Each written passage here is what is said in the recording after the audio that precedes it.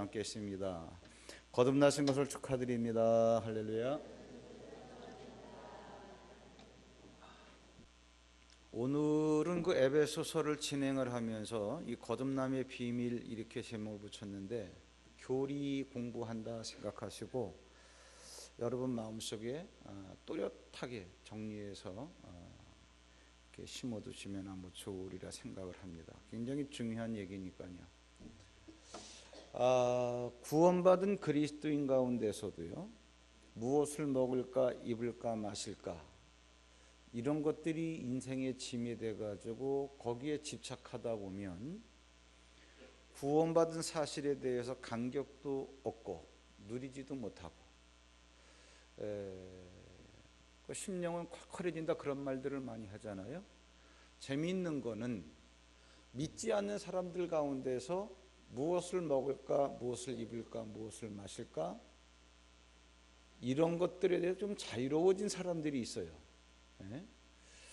그러다 보니까 그런 사람 가운데 재밌는 게 뭐냐 하면, 인생 살고 나면 단가, 인생이 전부인가 이런 부분에 대해서 이제 좀 생각의 여유가 생기니까 고민하는 사람들이 있죠. 그 중에 하나가 니고데모라고 하는 사람이 요한복음에 보면 나옵니다. 니고데모에 대해서 뭐 자세히 설명할 수는 없지만 산헤드린 공회원 중에 한 명. 무슨 얘기냐? 이스라엘이 로마의 지배를 받을 때 로마는 원래 다른 나라를 정복하면 정치적인 그러한 그 체계 속에서 말만 잘 들으면 돼요. 돈만 잘 내면 돼요. 세금만. 종교 생활이 어떻든지 문화 생활이 어떻든지 그들은 그렇게 크게 관여하지 않습니다. 그러한 종교나 문화 생활에 자치권을 부여하는데 그런 것들을 자율적으로 의결할 수 있는 기관이 산헤드린. 우리나라는 말하면 쉽게 이야기하자면 국회 정도 되는 거예요. 국회보다 훨씬 탁월하지만 왜? 그게 절대기관이니까. 그때는 그 당대에 72명인데 그 가운데 한 명. 그러다 보니까 이제 먹는 것, 입는 것, 마시는 건 다 해결됐겠죠. 또 거기에다가 공부까지 잘했어요. 권력도 있지, 돈도 있지, 공부도 잘했지. 니고데모가 하루는 생각을 하니까 인생이 뭐지? 거듭난다라고 하는 게 있다 그러던데 이게 뭘까? 예수님 앞에 나왔어요. 주님, 내가 거듭나려고 한다면 어머니 뱃속에 또 들어갔다 나와야 됩니까? 왜? 낱말 뜻으로 보면은 두 번째 태어나야 되니까. 근데 그런 건 있을 수가 없잖아요. 여러분, 이제 참 이 재미있는 얘기인데, 그냥 여러분들이 여유가 있으면 니고데모가 한 얘기를 그냥 듣지 마시고 얼마나 갈급하면, 그 세계를 알기 위해서 얼마나 갈급했으면 그런 질문을 했을까? 왜? 이 늙은 내가 엄마 뱃속에 또 들어갔다 나와야 됩니까? 이 말 한다는 자체가 말이 안 되는 거기 때문에 이런 질문을 하면은 우스개감밖에 안 되는 거예요. 그러나 내 머리는 도저히 거듭난다는 걸 알 수가 없으니 내가 봉변을 당하는 한이 있더라도 내가 알아야 되겠다라고 하는, 얼마나 절박했으면 그런 질문을 했겠어요. 그러한 질문에 대해서 정답을 성경에 다 얘기해 놓고 있는데 정작 우리는 그 세계에 대해서 둔감한 사람들이 의외로 많아요. 오늘은 그 거듭남의 비밀, 잘 들어보시기 바랍니다. 여러분, 거듭남이라고 하는 것은 뭐냐 하면 죽었던 영이 살아나는 거예요. 이 말 자체가 어렵죠. 일단 에베소 2장 1절부터 한번 주보해 보겠습니다. 너희의 허물과 죄로 죽었던 너희를 살리셨도다. 우리가 언제 죽었었냐, 그러한 이야기예요. 사람들은 이런 것들을 기본적으로 감각도 못하고 이해를 잘 못해요. 오늘은 아주 현실적으로 말씀을 드릴 테니까, 죽었다라고 한다면 언제 죽은 거냐? 여러분들이 너무나 잘 알고 있는 창세기에 나오는 선악과를 먹음으로 말미암아 죽었다. 그런데 성경에 나오는 말씀이니까 죽었구나 생각들은 해요. 그러나 실제적으로 인정을 잘 안 하려고 그럽니다. 왜? 아담과 하와가 죽었냐? 우리도 마찬가지예요. 죽었다가 살아났다고 그러죠. 우리가 언제 죽은 적이 있어요? 자, 하나님께서 말씀하셨습니다. 창세기 2장에서 선악을 알게 하는 나무의 열매는 먹지 마라. 먹으면 반드시 죽는다. 그런데 그 말씀을 해놓고 아담과 하와가 선악과를 먹었는데 안 죽었어요. 선악과를 먹고 나서도 안 죽었기 때문에 가인과 아벨을 낳고 1000살 가까이 살았던 거 아니겠습니까? 살 만큼 살고 죽었는데 뭘 죽었다 그러느냐? 여기에 대해서 창세기 6장 3절인가 거기에 뭐라고 나왔습니까? 하나님께서 이미 선악을 알게 하는 나무의 열매를 선악과를 먹으면 죽는다 말씀을 해놓으셨기 때문에 선악과를 먹는 자에게 어떤 일이 일어나는가를 말씀을 해놓으신 거예요. 여호와께서 이르시되 나의 영이 영원히 사람과 함께하지 아니하리니, 즉 선악과를 먹기 전에는 아담과 하와 속에 하나님께서 생기로 들어가서 있었는데 생기가 영 아닙니까? 그런데 내가 얘들과 영원히 하지 않겠다. 그럼 뭐 그게 죽는 거예요. 근데 왜 그렇게 하느냐? 그들이 육신이 되기 때문에. 하나님의 영이 떠나면 그 육신이에요. 그냥 흙덩어리예요. 흙덩어리이기 때문에 그냥 죽으면 흙으로 돌아갈 수밖에 없는 거예요. 그러면 반드시 죽으리니 그랬으면 죽어야 될 거 아니겠습니까? 그러면 내가 영원히 나의 영이 영원히 그들과 함께하지 아니하리니, 그래서 왜 그러냐면 그들이 육신이 됨이라. 그러나 그들의 뭐라고 말씀하셨습니까? 그들의 날은 120년이 되리라. 이게 비밀이에요. 사람들은 이런 말씀들, 자, 내가 너희 가운데에서 떠난다 할지라도 너희들은 육체로 120년은 내가 살게 해줄게. 이 말씀 때문에 이제 뭐 갑자기 120년이 된 게 아니라 900년 가까이, 무드셀라 같은 경우는 969년을 살았죠. 그러다가 800년, 700년 내려오다가 노아의 홍수 끝난 다음에 400년, 300년, 200년, 100년대로 내려와요. 그러니까 모세는 이제 120년 살고 죽었죠. 이 시대에도 120년까지 살 수 있어요. 자, 다시 정리해 드리겠습니다. 선악을 알게 하는 나무를 먹지 마, 나무의 열매를 먹지 마라. 먹는 날에 반드시 죽으리라. 그 말씀 때문에 사람은 죽은 거예요. 선악과를 먹은 거를 죄라 그러고 죄에 대한 결과로 죽는 건데, 사람들은 육체가 살아있는 걸 보고 왜 안 죽었는데 죽었다 그러냐 그럴지 모르겠지만, 하나님께서 뭐라고 말씀하셨냐? 하나님의 어떠한 하고자 하는 계획이 있기 때문에 120년 동안 살게 해놨다 그러한 이야기. 뭐로? 육체로. 그 다음에 육체가 사는 거는 하나님의 영에 의해서 사는 게 아니라 그 육체 가운데 있는 핏기운으로 살아가는 거예요. 레위기 17장 11절 육체의 생명이 피에 있다고 했잖아요. 그러니까 핏기운으로 살아가기 때문에 이걸 우리가 뭐라 그래요? 혈기로 살아간다 그러잖아요. 혈기가 있네 없네 그런 얘기. 언제 좀 기회가 되면 이런 걸 좀 풍성히 말씀드리면 좋겠는데, 혈기로 살아가는 육체를 하나님이 떠났으니까 누가 잡았냐? 그 혈기로 살아가는 육체를 마귀가 잡는 거예요. 마귀가 잡아가지고 마귀의 생각대로 사람에게 자기의 가치관을 심어줘가지고 온갖 것들을 다 왜곡시켜 놓은 거죠. 한 가지만 말씀을 드릴게요. 한 가지만. 사랑이라고 하는 것도 요한일서에 보면은 하나님은 사랑이라고 했어요. 하나님이 떠나니까 사람은 사랑할 수가 없는 존재예요.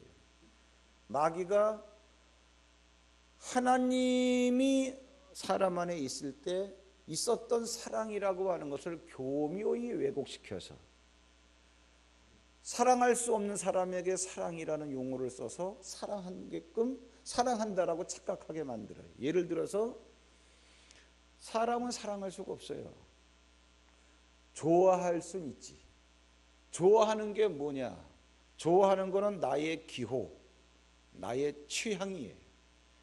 내가 커피에 설탕을 타서 먹을까 말까? 나는 블랙커피가 좋아? 아니 나는 슈가가 좋아? 뭐 이런 거. 그걸 사랑하는 게 아니에요. 좋아하는 거지. 그 남자와 여자 관계에 있어서도 좋아하는 거를 사랑한다고 착각을 해요. 좋아하는 거는 뭐냐면 나의 결핍에서 오는 현상이에요. 무슨 말씀이야? 나한테 그게 없기 때문에 그걸 충족시키려고 하는 욕구를 좋아하는 거예요. 근데 이거를 사랑한다라고 왜곡을 시켜버렸어요. 그러니까 이거 보세요. 나는 너를 사랑해. 왜? 얼굴이 예쁘기 때문에. 이거 사랑하는 거 아니에요. 너무너무 잘생긴 사람을 내가 거기에 대한 미모에 대한 결핍이 있는 거예요. 나는 너를 사랑해. 왜? 돈이 많기 때문에. 나는 사랑해. 똑똑하기 때문에. 나는 너를 사랑해. 왜? 집안이 좋기 때문에. 그건 다 좋아하는 거예요. 사랑하는 게 아니에요. 영어에서도 I like you, like가 들어가면 그 다음 because가 나옵니다. I like you. 왜냐하면 because 너는 예쁘기 때문에. 그런데 love에는 because가 없어요. I love you 이걸로 끝내버려요. 그렇기 때문에 이제는 그 결핍이 충족이 되면 이제 권태를 느끼는 거죠. 예뻐서 결혼했는데 누가 그러잖아요. 어느 책에 읽어보니까는 왜 그 남자가 결혼했냐. 휘파람 부는 게 너무 멋있어가지고. 그런데 그 남자와 이혼해서 왜? 휘파람 부는 게 지겨워서. 왜? 그러면은 바꿔줘. 그래 빨리 와. 네, 사람이 이거밖에 안 돼요. 네, 사람이 이거밖에 안 돼요.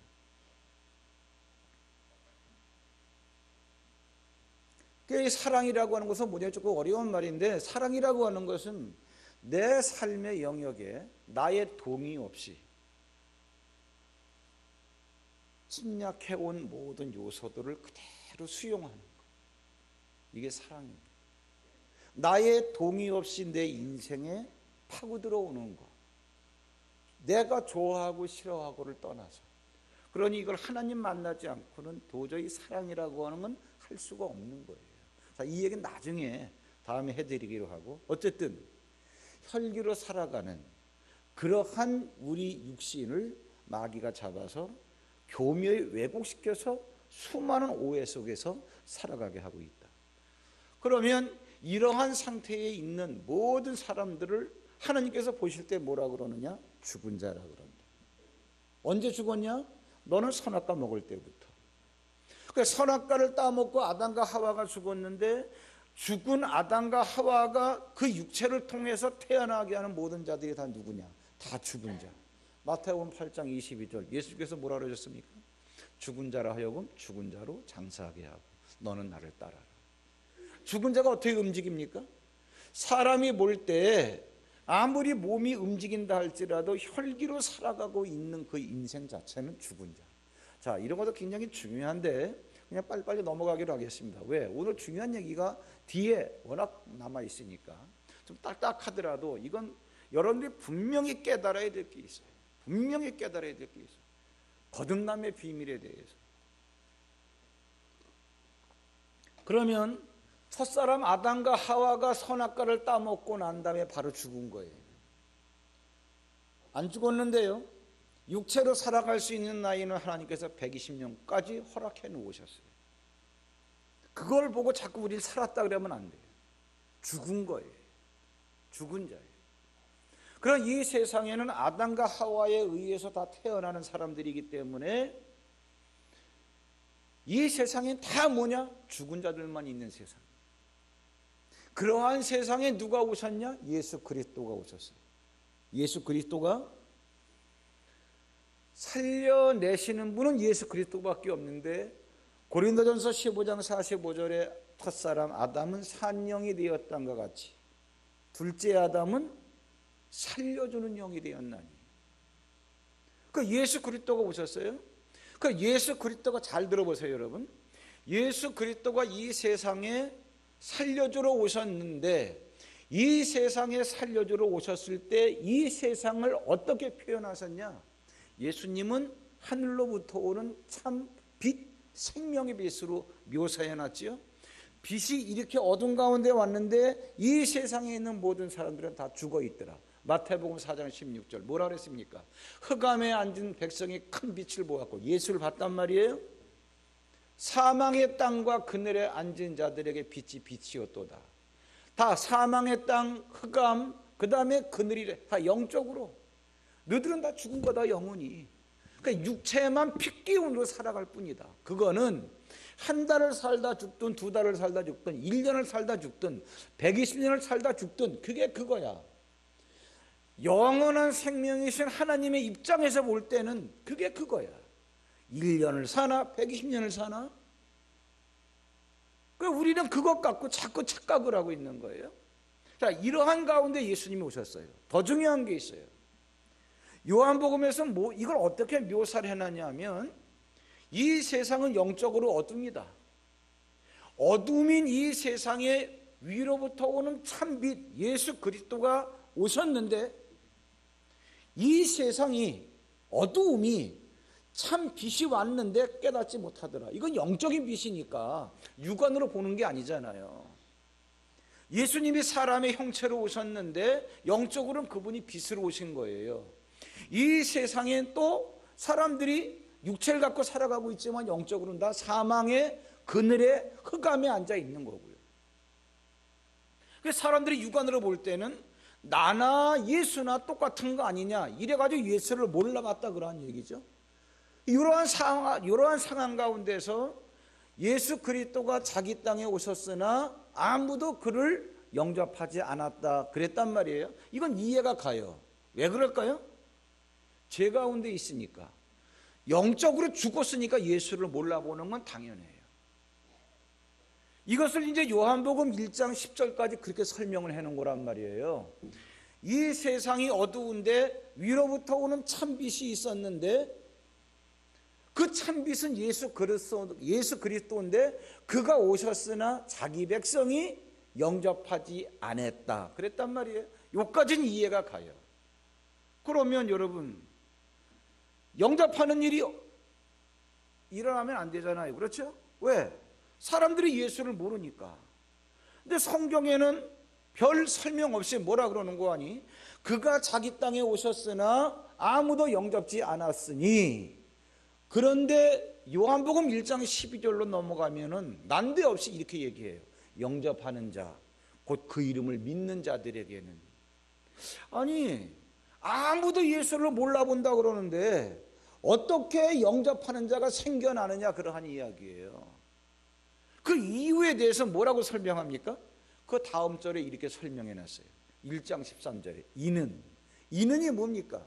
예수 그리스도를 영접하는 것은 혈통으로나 육정으로나 사람의 뜻으로 되는 게 아니다. 우리 아버지가 믿으니까 나도 믿는 거고, 그게 아니다. 육정으로나 야 한번 믿어볼까? 그게 아니다니. 사람의 뜻으로 내가 한번 믿어봐야지, 그렇게 되는 게 아니다, 그 얘기예요. 예수님을 영접하는 거는 이 얘기가 그 얘기예요. 이는 혈통으로나 육적으로나 사람의 뜻으로 나지 아니하고 오직 하나님께로부터 난 자들이기 때문에 예수를 영접할 수 있다는 거예요. 여러분들은요, 아무리 내가 예수 믿어서 그럴지 모르겠지만 잘 생각 한번 해보세요. 예수님을 믿기 전의 상태를 죽은 자라 그러잖아요. 여러분, 이거는 교린이 뭐니 따질 것도 없어요. 죽은 자가 스스로 살아날 수 있습니까? 우리는 이러한 생각을 못하기 때문에 자꾸 내가 예수 믿었다 그런다. 아니에요. 죽은 자가 어떻게 스스로 살아날 수 있어요? 누군가가 살려주지 않으면은 살아날 수가 없어요. 그 예수님이 오시기 전에 다 죽었다며. 그 예수가 오셔도 그를 알아보는 자가 아무도 없었다며. 근데 어떻게 예수를 믿는 자가 생겨나느냐, 그러한 이야기예요. 하나님께로부터 난 자들이 예수를 믿을 수 있다, 그러한 이야기예요.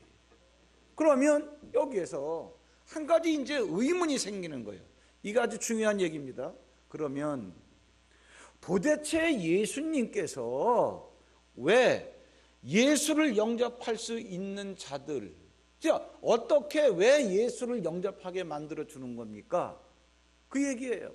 그 얘기는 뭐냐, 여러분, 갈라디아 4장 20절 이하에 보면, 그것도 긴 문장인데 제가 주보에 다 써놓을 수 없어가지고, 거기에 보면은 육체를 따라난 자, 약속을 따라하는 자, 이거는 여러분들이 꼭 아셔야 됩니다. 저를 보세요. 설명을 해드릴게요. 갈라디아 4장에 보면 이런 얘기를 합니다.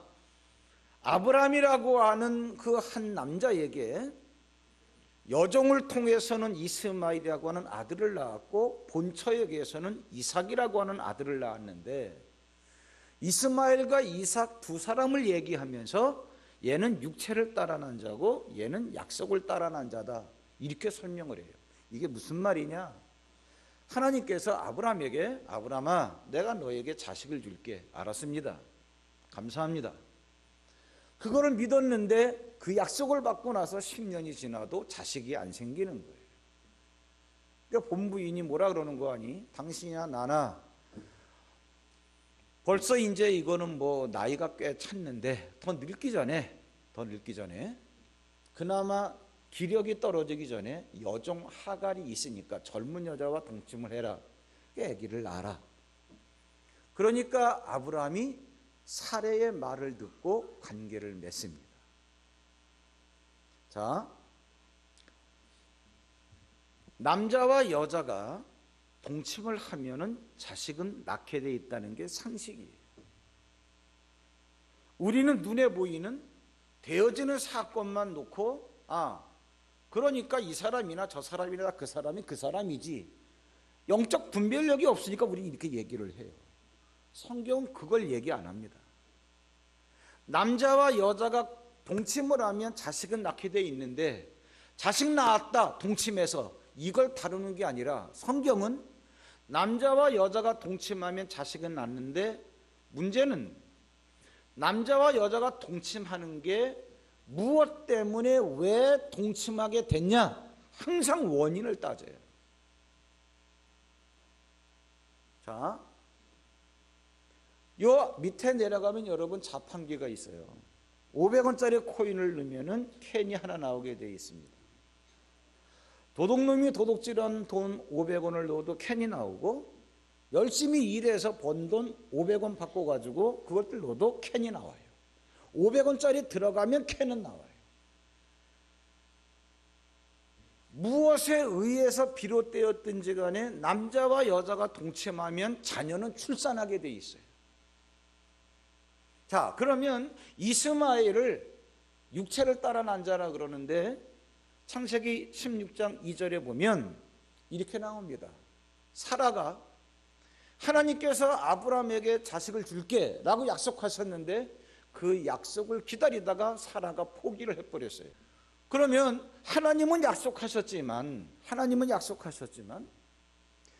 약속을 기다리다가 사라가 포기한 거니까 사라가 하갈과 동침해서 아기를 낳아라 라고 하는 말은 하나님의 말씀이 아니라 하나님의 말씀을 포기한 믿음에서 멀어진 믿음에서 떨어진 말씀이니까 이거를 마귀의 말이라 그러는 거예요. 이해되시죠? 그 말을 듣고 아브라함이 행동을 한 거예요. 맨 밑에 보시면 아브라함이 사레의 말을 들으니라. 사레의 말에 의해서 동침해서 태어난 자가 뭐다? 육체를 따라 태어난 자다 그 얘기예요. 이러고 나서 한 13년이 지난 다음에 이제 17장으로 넘어가면 창세기 17장 넘어가면 하나님께서 아브라함을 또 찾아오셔요. 아브라함아 너에게 네 본부인을 통해서 자식을 낳게 해줄게. 그때 아브라함이 피식하고 웃었습니다. 고지를 듣질 않았어요. 내 나이가 100살이 되었는데 무슨 자식을 낳을까? 아브라함이 믿던 안 믿던 간에 하나님은 어떻게 1년 뒤에 본부인을 통해서 자식을 낳게 했어요. 그게 누구예요? 이삭이에요. 그거는 뭐냐? 하나님이 하신 말씀 때문에 되어진 결과이기 때문에 약속을 따라 태어난 자다 그러한 얘기예요. 그러면 이스마엘이나 이삭이나 겉보기는 똑같은 사람이에요. 그러나 정확하게 구별해 놨습니다. 하나님은 뭐라고? 약속을 따라 육체를 따라 태어난 자, 약속을 따라 태어난 자. 약속을 따라 태어난 자를 또 말씀을 따라 태어난 자, 성령을 따라 태어난 자, 뭐 여러 가지로 표현하고 있죠. 갈라디아 4장에 보면 세상에 그렇게 많은 사람들이 있는데 겉보기는 다 사람이네 그럴지 모르지만 영적으로 출신 배경을 보면은 육체를 따라 태어났냐, 약속을 따라 태어났냐 딱 갈라집니다. 그러면 약속을 따라 태어났다 이 얘기는 말씀을 따라 태어났다 이 얘기인데 이 얘기는 성령을 따라 태어났다는 얘기예요. 그렇죠? 여러분 생각 한번 해보세요. 그러면 육체를 따라 태어났건 약속을 따라 태어났건 이 세상에 태어날 때는 죄 가운데서 태어나니까 다 죽은 영이지만 죽은 자 가운데서 살려내야 될 자는 누구겠어요? 약속을 따라 태어난 자를 살려내는 거죠. 그 약속이라는 게 말씀이고 말씀이 성령이니까 성령이 누구를 찾아가겠냐고요. 성령을 따라 태어난 자를 찾아가는 거죠. 그 여러분 이게 이 말이 되는 겁니다. 얼마나 자연스러운가 보세요. 하나님은 영이시니 그랬잖아요. 무슨 영이에요? 성령 아닙니까? 그럼 하나님이 누구를 찾아가시겠어요? 성령을 따라 태어난 자. 하나님이 성령이라며. 그러면 하나님이 누구를 찾아가시겠어요? 하나님 따라 태어난 자. 그게 자기 자녀지요. 그게 하나님의 자녀라는 거예요. 조금 민감하지만 머리 좋으신 분은 그러면 그러한 얘기 할 거예요. 그럼 목사님, 구원받기 전에도 하나님의 자녀였습니까? 그렇습니다. 얘기하는 김에 아주 확실하게 얘기해 드릴게요.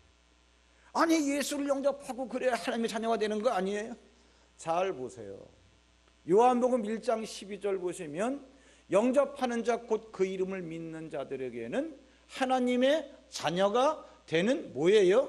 권세를 주시는 거예요. 그 이전에도 하나님의 자녀였는데 내가 죄 가운데 태어나서 죄인으로 살다 보니까 예수님 만나기 전에는 내가 하나님의 자녀인 거를 모르고 살아왔던 거예요.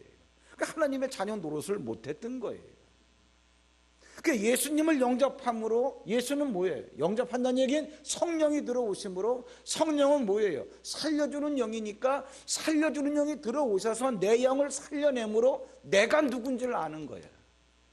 그러므로 말미암아 아하 하나님이 내 아버지였네. 그러니까 아버지라고 부를 수 있는 거지. 이왕 원고에는 안 나왔지만 갈라디아 4장 6절을 봐보세요. 정확하게 나오지. 뭐라고 나왔습니까? 너희가 아들인 거로 그 아들의 영을 주사. 그러니까 너희가 아들이기 때문에 하나님이 그 아들의 영, 누구? 그 아들의 영은 예수의 영이에요. 하나님이 그 아들의 영을 우리 마음 가운데 보내서 왜 그 아들의 영을 우리 마음 가운데 보내주시는 거예요? 너희들이 아들이기 때문에. 그 얘기예요. 그래서 우리로 하여금 하나님을 아빠, 아버지라 부르게 하셨느니라. 아빠, 아버지라 부르게 만들어 주셨으니까 아버지라 그러는 거지. 부를 수 있는 이유가 바로 이 얘기예요. 아, 정리하는 거 그겁니다. 그러면 왜 이렇게 복잡한 얘기를 하느냐? 지금까지 설명드린 이 복잡한 얘기를 여러분들이 다 전 이해가 되어 있어야 오늘 읽은 본문의 말씀이 이해가 돼요. 에베소서는 그냥 한 절로 쫙 설명해 버렸지만 지금까지 설명한 이 장황한 내용을 정확하게 알고 있어야 이 한 구절의 말씀이 그대로 이해가 되는 거예요. 에베소 2장 8절 봐보세요. 이거 성경 펴놓고 그 주보를 봐도 괜찮아요. 다 써놨으니까 한번 에베소 2장 8절만 읽고 질문에 대답 좀 해주세요. 다 함께 읽겠습니다. 시작. 너희는 그 은혜에 의하여 믿음으로 말미암아 구원을 받았으니 이것은 너희에게서 난 것이 아니요 하나님의 선물이라. 질문하겠습니다.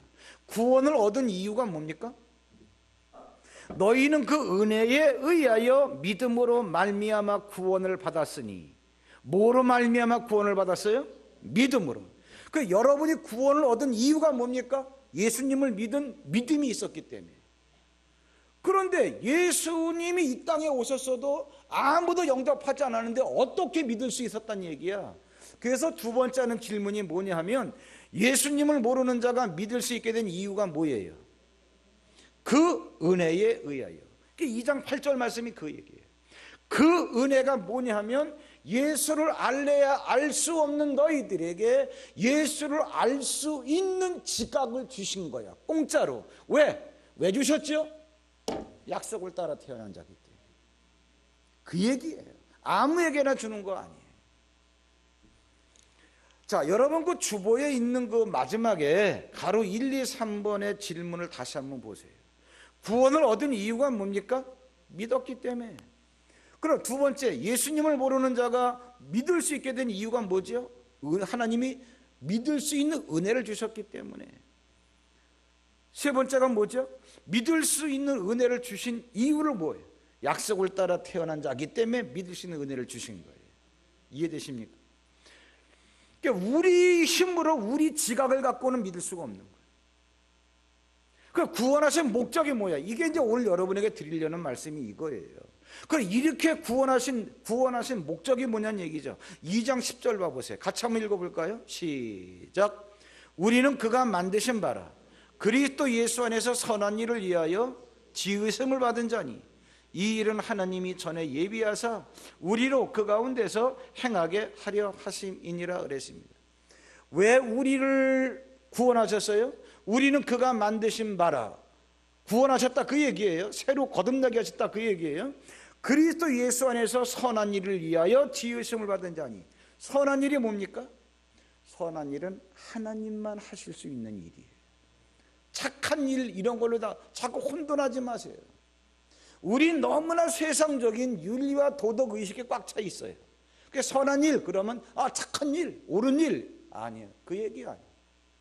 선하신 분은 오직 하나님 한 분밖에 안 계시다 그랬죠. 그 선한 일은 뭐야? 선한 이만 선한 일을 할 수 있어요. 그러니까 너희들에게 선한 일을 하게 하려고 너희들을 거듭나게 하셨다. 이 얘기가 뭐예요? 거듭난 우리는 하나님의 일을 할 수 있게 되었다 그 얘기. 하나님의 일을 할 수 있게 하려고 하나님이 하실 수 있는 일을 하게. 그럼 아까 제가 잠깐 말씀드렸잖아요. 사랑 우리는 못한다. 하나님만 하실 수 있는. 세상 사람은 다 사랑한다 그러지만 자기 취향과 기호를 갖고 그거에 따라서 하는 행동을 사랑한다라고 오해하고 있어요. 왜곡하고 있어요. 사랑하면 싸우지 말아야지. 사랑하면 이혼하지 말아야지. 다 사랑해서 했는데 다 좋아하는 거예요. 나의 결핍이 충족되면 버리기 마련이에요. 그렇잖아요.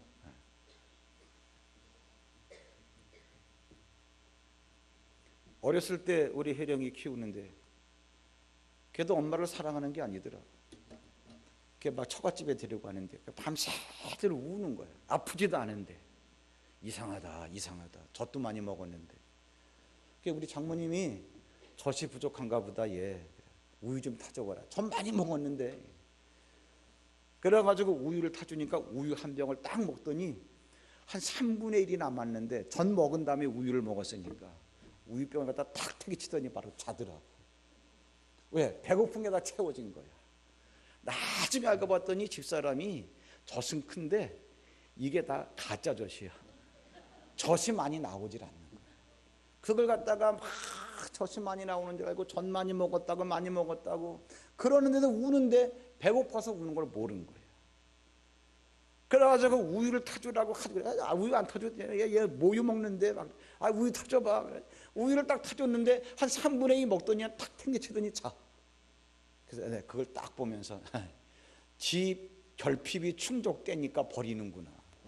사람은 다 그래요, 여러분. 그런데 왜 우리를 구원하셨냐? 선한 일을 행하게 하려고, 그리스도 예수 안에서 행하게 하시려고, 그렇게 살게 하시려고. 자, 구원받은 우리들은 그렇게 할 수 있다는 얘기예요. 여러분에게는 그런 가능성이 있습니다. 우리가 버리지 못한, 청산하지 못한 예수님 믿기 전에 세상에서 길들여진 학습이라는 게 있어요. 습관이라는 게 있어요. 이것 때문에 우리는 여기에 노예가 돼서 살고 있어요. 구원받고도. 그런데 하나님은 그게 아니야. 내가 너를 구원한 목적은 선한 일을 하게 하기 위해서, 하나님이 하실 수 있는 일을 하기 위해서, 진짜 사랑할 수 있는 거예요, 우리는. 그러니까 성경에서 계속 용서하라고 그러죠. 지난주에 우리가 공부했죠? 비판하지 마라, 업신여기지 마라. 너는 믿음이 연약한 자를 업신여기지 말고, 믿음이 연약한 자는 믿음이 강한 자를 비판하지 말고, 공동체 안에서 같이 해요. 왜? 너희들은 그렇게 할 수 있다는 얘기예요. 이제는요, 이게 여러분 예배 드리는 한 시간으로 끝나면 안 돼요. 예배는 내가 어떻게 살아야 된다라고 하는 것을 알아듣는 하나의 그냥 공부하는 시간이고요. 실제로 예배하는 건 삶의 현장에서 내가 공부한 대로 비판하지 마, 용서해. 너는 서로 받아, 너희는 서로 받아. 그 다음에 옛사람을 다 벗어버려. 그랬으면 실제로 옛사람을 벗어버리는 삶을 사는 게 진짜 살아있는 예배예요. 삶의 현장에서. 아멘 하시는 분들 정말 아멘대로 사시길 주의 이름으로 축원합니다. 이럴 때 뭔가가 달라지기 시작하는 거예요. 예배 한 시간 갖고는 아무런 의미가 없어요. 아무런 의미가 없습니다. 생활로 연결되지 않는 한 이거는 종교 의식밖에 안 돼요. 어렵죠. 어려운 게 어려워서 어려운 게 아니라 예수님 믿기 이전에 나에게 체질화되어졌던 습관을 끊어버리는 게 어려운 거예요. 고수도 좋아하던 사람이 그거 끊어버리는 거 쉬운가요? 술 마시는 사람이 술 마시는 거, 술 끊는 거 쉬운가요? 내가 예수님을 믿었지만 어떻게 해야 된다는 건 알지만 그대로 하는 게 어려운, 그게 쉬운가요? 우리 박강민 목사님 지난주에 왔다 갔다 그랬잖아요. 이 얘기 저 얘기 하는데 어렵냐? 그랬더니 어렵대요. 막 즐겁게 인사하다가 어렵냐 그랬더니 어렵대. 뭐가 그렇게 어렵냐 그랬더니 갑자기 이제 화가 나는 얼굴로 속에 이렇게 막 내재돼 있던 게 나오는 거예요. 전도하느라고 사방팔방 안 다닌 데가 없대요. 그러면서도 하루에 5번 기도 시간을 정해놓고 기도하면서 얼마나 다녔는지 그 동네에서 구의원 나가라 그러는데 모르는 사람이 없어. 그랬더니 목사님 요새는요 시의원으로 나가라 그래요. 모르는 사람이 없어가지고 하도 돌아다녀가지고 그렇게 전도를 많이 40명까지 올려놨대요. 40명까지 올렸는데 저들끼리 파당이 쪄가지고 다 나가니 또 10명 남았대. 올라가고 쭉 떨어지고 올라가고 쭉 떨어지고. 근데 왜 이렇게 떨어지는데 그랬더니 예배 드리고 나면요 2차로 뭐 하는 줄 아세요? 가가지고 소주 마시면서 또 모임해요. 미치겠어요. 그래가지고 거기에서 또 말 티격태격 나와가지고 지들끼리 싸워가지고 또 한 10대 명이 빠져나가고 우르나 40명까지 올려놓으면 10명 쭉 떨어지고 이것 때문에 화가 나는 거예요. 나한테로 화를 내는데 그래 그렇지. 예수 믿겠다고 예배당에 나와서 예배 드리고 나도 술 끊기가 어렵지. 그런 사람 만들어가는 거예요. 그런데 여러분 잘 들어보세요.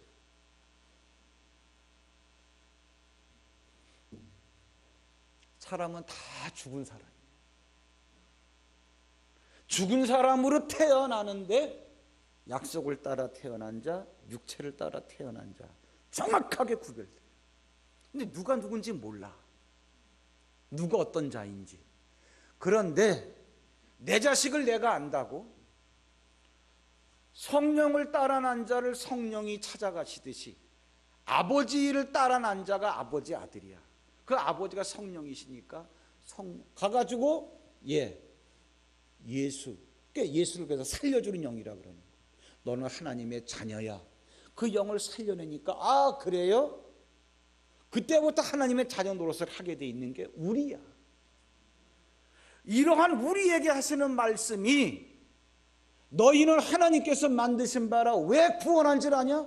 선한 일을 하게 하려고. 선한 일은 뭡니까? 하나님만이 하실 수 있는 일. 그거 너희들 할 수 있어. 너희들 진짜 용서할 수 있어. 너희들 진짜 사랑할 수 있어. 그 좋아하는 거 말고 기호, 취향 이거 말고 정말 네 마음에 들던 안 들던 네가 다 끌어안고 살아갈 수 있어. 너희들 그렇게 하라고 내가 너희들을 구원한 거야. 그리스도 예수 안에서 행하게 하려고 가능성 있는 존재란 말이에요.